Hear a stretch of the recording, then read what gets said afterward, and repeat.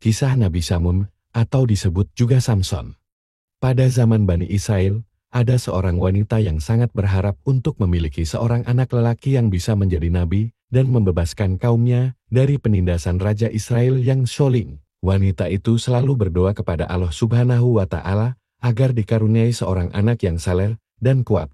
Allah Subhanahu wa Ta'ala mengabulkan doanya dan memberinya kehamilan yang istimewa. Wanita itu bernama Zaliha dan suaminya bernama Manoah. Zaliha melahirkan seorang anak lelaki yang diberi nama Samun, yang berarti berasal dari matahari. Anak itu tumbuh menjadi seorang pemuda yang tampan, cerdas, dan berani. Dia juga memiliki kekuatan luar biasa yang tidak terkalahkan, yang kelemahannya terletak pada rambutnya. Jika rambutnya dipotong, maka kekuatannya akan hilang.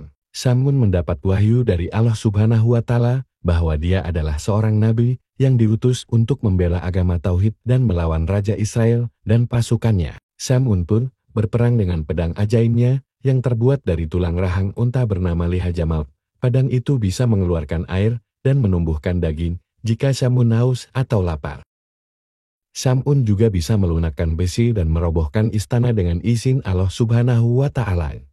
Samun berhasil mengalahkan banyak musuh dan membuat Raja Israel ketakutan. Raja Israel pun mencari cara untuk menangkap Samun dan memberikan hadiah emas dan permata bagi siapa saja yang bisa melakukannya. Banyak orang yang tergiur dengan iming-iming itu, termasuk salah seorang istri Samun yang bernama Dililah. Dililah mencari tahu rahasia kekuatan Samun dengan berpura-pura mencintainya. Dia bertanya kepada Samun apa yang bisa membuatnya lemah dan tak berdaya. Samun awalnya tidak mau menjawab, tapi karena sayang kepada Dililah, akhirnya dia berkata, "Jika kau ingin mendapatkanku dalam keadaan tak berdaya, maka ikatlah aku dengan potongan rambutku." Dililah pun menunggu saat Samun tertidur, lalu memotong rambutnya dan menyikatnya dengan tali. Dia kemudian memberitahu Raja Israel bahwa dia sudah menangkap Samun. Raja Israel pun datang dengan pasukannya dan membawa Samun ke istananya. Dia menyiksa Samun dengan cara mencungkil matanya dan memenjarakannya. Samun merasa sangat sedih dan menyesal karena telah tertipu oleh istrinya sendiri. Dia pun bertaubat kepada Allah Subhanahu wa Ta'ala dan memohon ampun atas kesalahannya. Dia juga meminta agar Allah Subhanahu wa Ta'ala mengembalikan kekuatannya untuk sekali lagi berjuang di jalannya. Allah Subhanahu wa Ta'ala menerima taubat Samun dan memberinya kesempatan untuk membalas dendam kepada Raja Israel. Rambut Samun mulai tumbuh kembali tanpa diketahui oleh musuh-musuhnya. Suatu hari, Raja Israel mengadakan pesta besar di istananya untuk merayakan kemenangannya atas Samun. Dia memerintahkan agar Samun dibawa ke hadapannya agar dia bisa mengejet dan mencemuhnya. Samun dibawa ke tengah-tengah pesta dengan rantai di lehernya. Dia diminta untuk menghibur para tamu dengan menari atau bernyanyi. Samun pura-pura menuruti perintah itu, tapi sebenarnya dia sedang mencari kesempatan untuk melarikan diri. Dia merasakan bahwa kekuatannya sudah kembali dan dia siap untuk melakukan aksi terakhirnya.